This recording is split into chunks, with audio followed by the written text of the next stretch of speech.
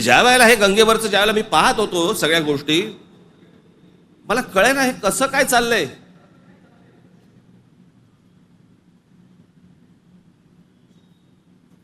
काय म्हणे 65 कोटी लोक येऊन गेले, अर्धा भारत.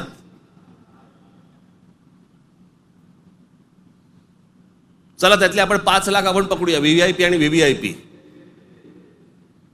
बाकीचे काठावरच बसले असतील खो खो खेळायला, बरोबर की नाही.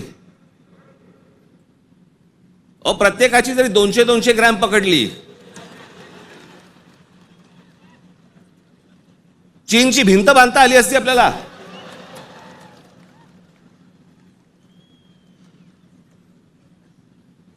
बरं तेही कुठे गेलं.